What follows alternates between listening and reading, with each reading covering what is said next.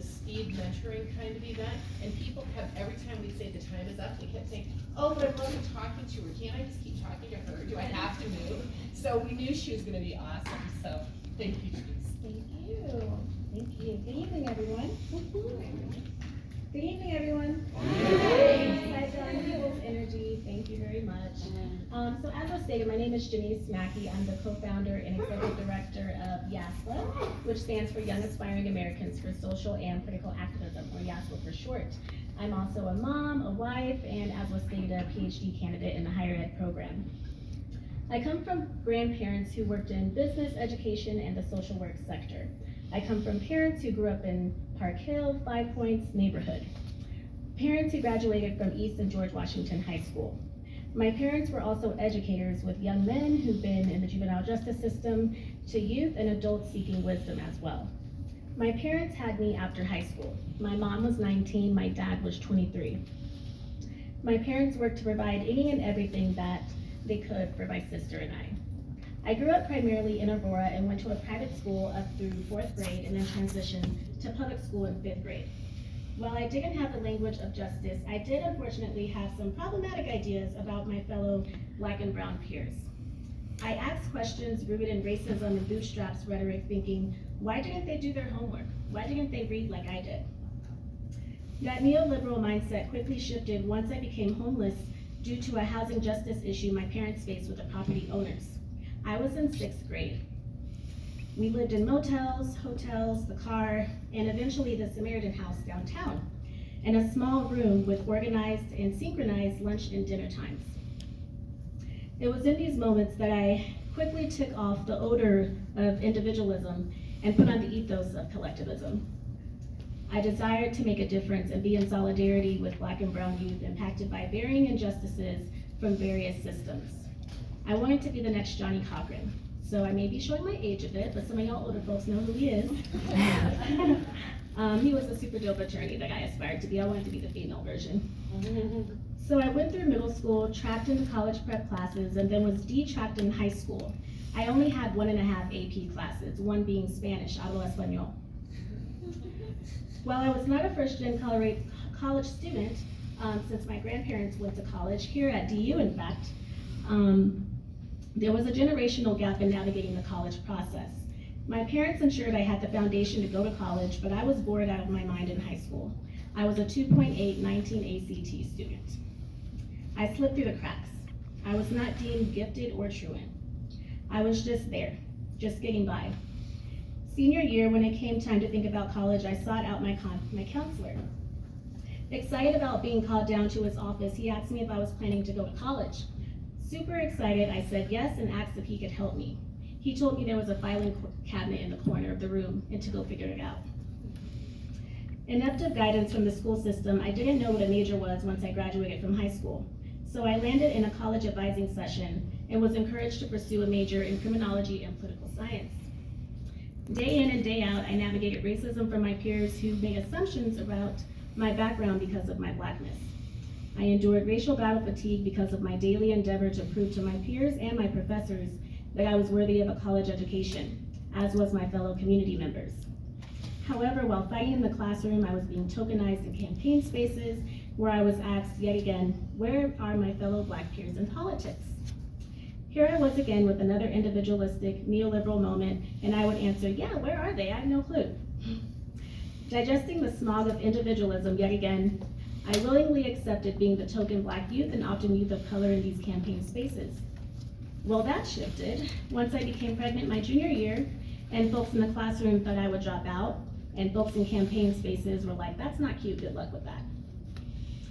I felt isolated, lonely, and as though I was reifying the statistics that my peers dehumanized me within class.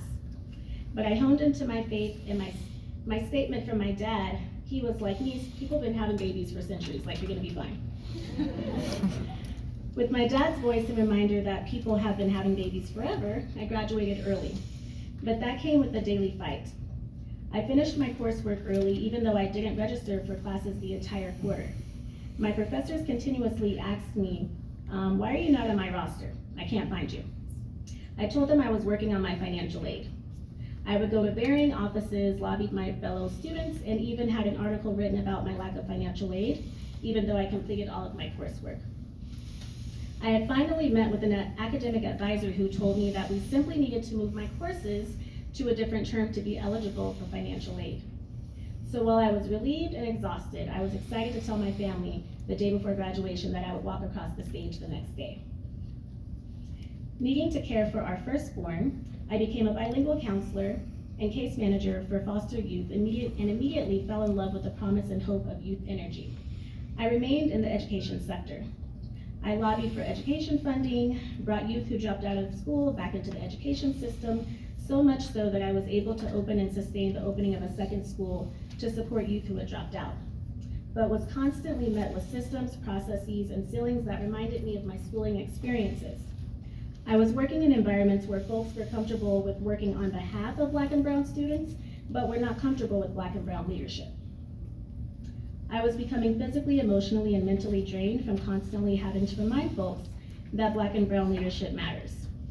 I became so exhausted from the racial microaggressions that it began to impact my health and even my relationship with my family.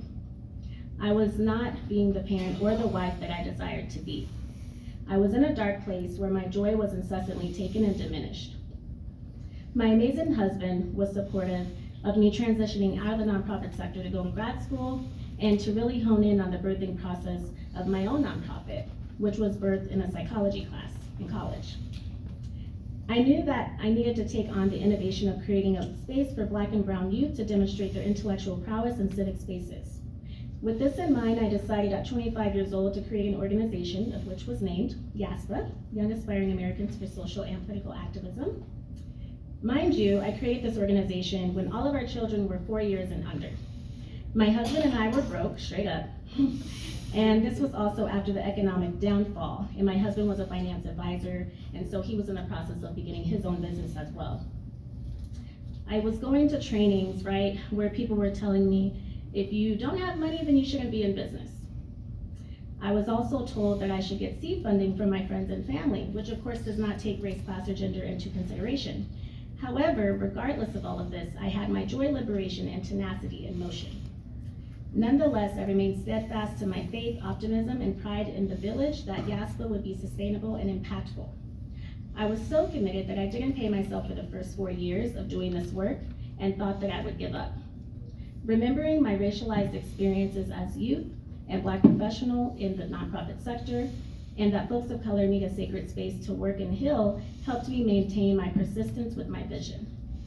3 years in, I was at a breaking point. We had grown and the community knew us, but we didn't have the funding for my dream. My capacity was spread thin and I was worried I wouldn't be able to sustain my vision. That year, my pastor spoke into my life and said that I was purposed for business. That year, I got my first contract and our first grant.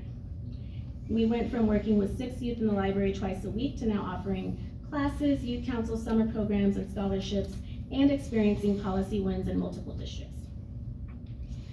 We went from me as a founder doing all the job descriptions, right, to now having 12 of us on the team, and we will celebrate our 10-year anniversary this year.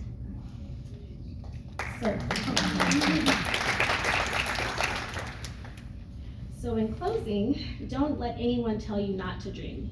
My pastor always reminds us that we may not be able to afford our dream, but God can. Thank you.